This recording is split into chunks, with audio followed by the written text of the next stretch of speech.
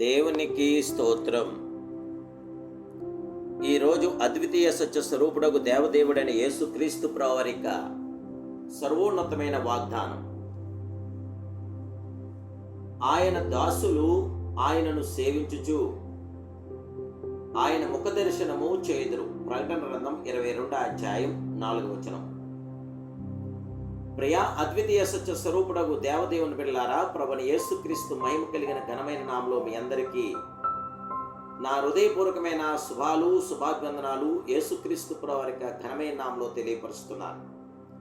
దేవుని బిడ్డలారా, మీరంతా బాగున్నారు కదూ? మహిమాస్వరూపుడైన యేసుక్రీస్తు ప్రవరిక శాశ్వత కృప నేడు మీతో, మీ కుటుంబ సభ్యులందరితో కూడా ఉండి మీ ప్రతి అవసర అక్కర్లు కూడా ప్రభు తీర్చి మీకు శాంతి, సమాధానం, నెమ్మది, ఆదరణ, ఆయుధారోగ్యం, ఆశీర్వాదం సమృద్ధిగా దయచేయనుగాక. దేవుని బిడ్డలారా, మీ ప్రత్యేక ప్రార్థన అవసరం ఉంటే వాట్సాప్ ద్వారా మెసేజ్ చేయండి, లేదా కామెంట్స్ రూపంలో తెలియపరచండి. ఈ వాక్యాన్ని అనేకులకు షేర్ చేయండి. ఈ ఛానల్ ఇంతవరకు మీరు సబ్స్క్రైబ్ చేసుకోకపోతే సబ్స్క్రైబ్ చేసుకుని దేవుని నామమును మహిమకరంగా ఎల్లప్పుడూ ప్రభుకి ఘనతగా మీరు జీవించండి. మన ప్రియ ప్రభు అయిన దేవదేవుడి యొక్క ముఖ దర్శనం నేడు మనం చేద్దాం. మనము ముఖాముఖిగా ప్రభును చూచెదాం. మన సృష్టికర్తను తేరి చూచెదాం.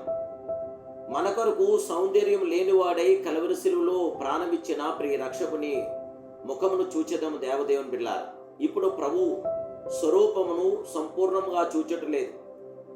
ఆయన ఎలాగుండునని ఊహించి సంతోషించున్నాం. ఆయన 10,000 మందిలో శ్రేష్ఠుడు. ఆయన ధవలవరుడు, రత్నవరుడు, ప్రేమామయుడని తలంచుచు సంతోషించుచున్నాం. ఒక దినం పరలోకమునకు వెళ్ళినప్పుడు ఆయనను ముఖాముఖిగా మనం చూసేదాం. ఇప్పుడు అద్దంలో చూచినట్టు సూచనగా చూచున్నాం. అప్పుడు ముఖాముఖిగా చూతము. ఇప్పుడు కొంతమట్టిగే ఎరిగి ఉన్నాం. అప్పుడు నేను పూర్తిగా ఎరుగబడిన ప్రకారం పూర్తిగా ఎరుగుదును అని భక్త పౌలు 1 కొరింథీ 13:12 తెలియపరుస్తుంది.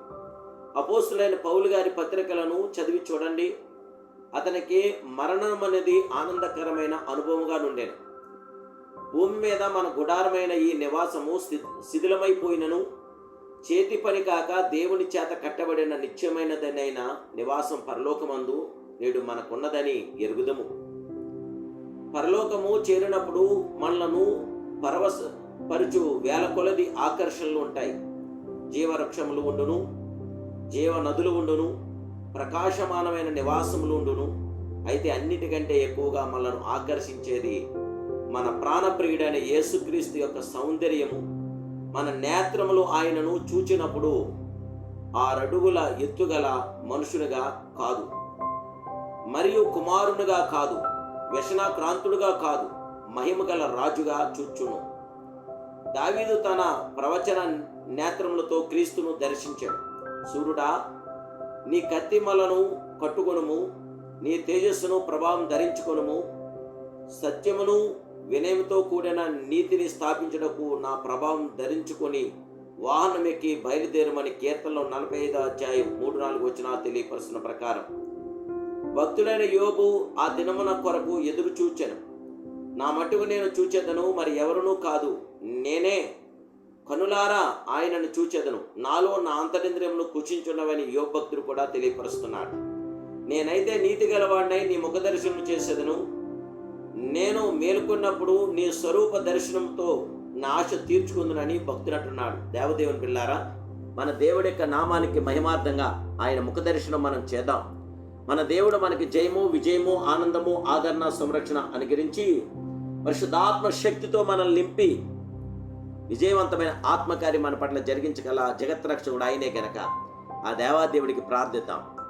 మహాపరిశుద్ధుడు, మహోన్నతుడు, సర్వోన్నతుడైన మా ప్రియ ఆది సంభూతుడా, విశ్వ విజయప్రదాత, విశ్వ చక్రవర్తి, రక్షకుడమైన దేవ, పరిశుద్ధుడైన ప్రియ ప్రభువా, నీకు స్తోత్రాలు. మీ అధికారంతో, నీ అభిషేకంతో, మీ తేజస్తో, మీ జయంతో మమ్మల్ని నింపి, మీ ఆశీస్సుల దీవులు మాకు దయచేసి, మీ వెలుగుతో జయంతో మమ్మల్ని నింపి, ఇప్పుడే మీ అగ్ని అభిషేకం, మీ తేజస్సు, జీవం మాకు అనుగ్రహించమని, మహిమయు ఘనతయు ప్రభావాలు మీరు పొందమని, బిడ్డలను ఆశీర్వాదకరంగా, దీవెనకరంగా, జయకరంగా వచ్చాను. పరిశుద్ధాత్మ అగ్ని అభిషేకం బిడ్డలకు అనుగ్రహించమని యేసుక్రీస్తు ప్రభువారి శక్తివంత నామములో ప్రార్థిస్తున్నాను పరమ తండ్రి. ఆమేన్. ఆమేన్. Amen. May God bless you.